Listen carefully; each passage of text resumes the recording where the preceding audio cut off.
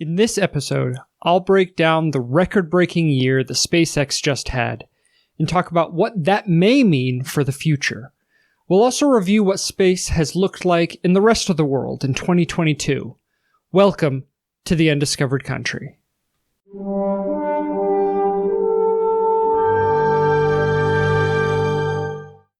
Hello and welcome to the Undiscovered Country. I'm your host, Brian Tame Baker. Today I'll present the top 5 most important things happening in the world of space. Let's get started. Number 5. SpaceX shattered the record for launches in a calendar year by a single rocket type in 2022. The Falcon 9 Block 5 launched 61 times in 2022, with all flights successfully completing their missions. The previous record was set by the Soviet Soyuz U launcher in 1979, with 45 successful launches out of 47 overall that year. This year's record launch cadence for Falcon 9 was made possible by the availability of a number of used boosters and payload fairings. Other factors included the need to continue to fly out the Starlink broadband constellation and some new geostationary satellites replacing older ones due to a requirement to clear some parts of the C-band. In addition, a number of customer payloads finally became ready after delays caused by factors like COVID-related supply chain disruptions and an industry-wide issue with Honeywell reaction wheels. The record launch cadence is planned to be broken again in 2023, with as many as 100 launches planned according to Elon Musk. Starship, the eventual successor to the Falcon 9, did not fly this year as had been planned, but is currently on track for its first orbital test flight as early as the first quarter of 2023. Number 4. As a first flight of 2023, SpaceX's Falcon 9 stands poised for a mid-morning liftoff on Tuesday, January 3rd, from the Space Launch Complex 40 at Cape Canaveral Space Force Station in Florida. The veteran B-1060 core, making her 15th flight, will deliver 114 small rideshare cargoes into orbit on the Transporter 6 mission. This will be SpaceX's 6th haul of the multi-payload transporter stacks. 5 earlier missions in January and June of 2021, and more recently in January, April, and May of last year, lifted some 435 payloads, including miniaturized CubeSats and Pocket Cubes. Customers included no fewer than 32 sovereign nations. Notably, Transporter 1's haul of 143 small satellites, totaling 11,000 pounds, still stands as the greatest number of discrete payloads ever placed into orbit by a single U.S. orbital-class launch vehicle. SpaceX tweeted about their upcoming launch that, quote, "There are 114 payloads on this flight, including CubeSats, Microsats, Picosats, and orbital transfer vehicles carrying spacecraft to be deployed at a later time." A key for SpaceX to hit their huge launch targets for 2023 will be booster reusability and turnaround. B-1060 entered service back on 30 June 2020, and it's set to become only the second Falcon 9 core to log a 15th launch. Number 3. 2022 was not nearly as kind to Japan, India, and Europe. Europe didn't conduct its first launch until June 22nd, when the year was nearly half over. The Ariane 5 only had 3 launches for the year, with only one more launch scheduled in 2023 before the rocket is officially retired. Meanwhile, technical problems have delayed the maiden flight of its successor, the Ariane 6, to the 4th quarter of 2023.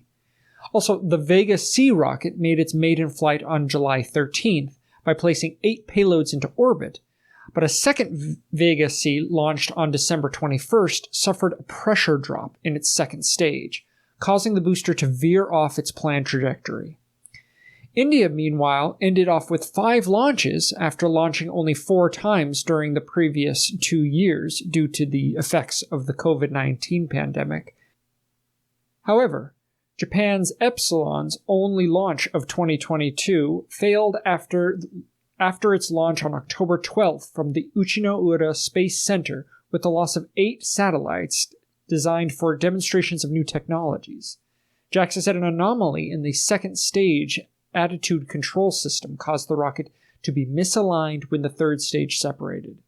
On top of all that, Japan's new H3 launcher, which will replace the retiring H2A booster, is running far behind schedule.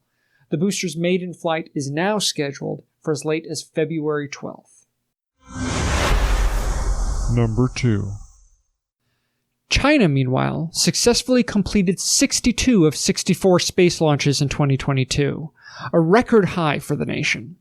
Among these missions, 53 were conducted by the Long March rockets, the country's backbone launch vehicles.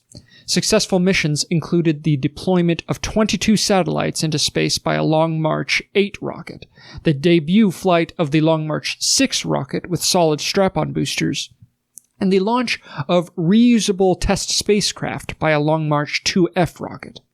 But the most high-profile rocket launches this year were related to the construction of the Chinese space station with 2 manned spaceships, 2 cargo craft, and 2 20-ton level lab modules sent into orbit.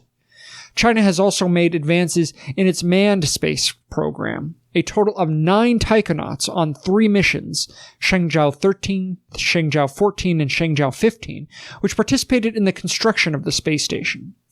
The country also carried out its first in-orbit crew rotation, with 6 Chinese citizens aboard China's space station at the same time.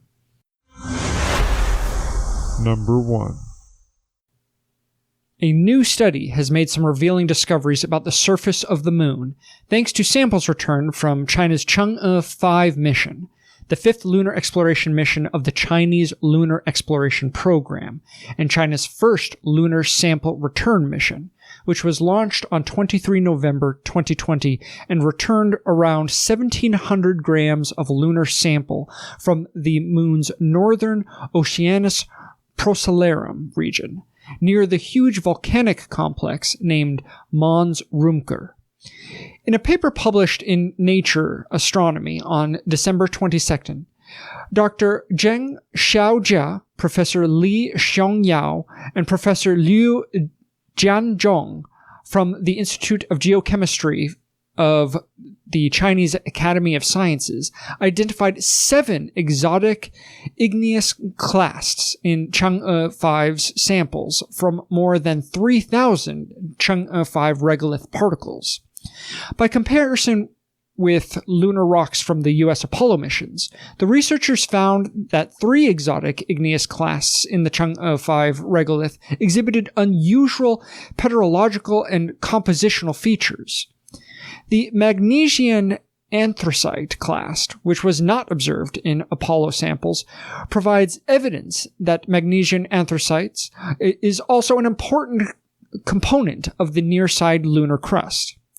This research suggests that there are still unknown geological units on the moon, which may help in planning future lunar exploration missions. While this information could seem merely academic at first, understanding the makeup of the lunar surface is absolutely crucial to any future that hopes to take advantage of resources potentially located there. Thank you for joining me. Links to all of the stories are in the description. If you want to know more about what has been happening in space, take a look at the other recent episodes that I put together. I would love to hear your thoughts on everything that I talked about here today.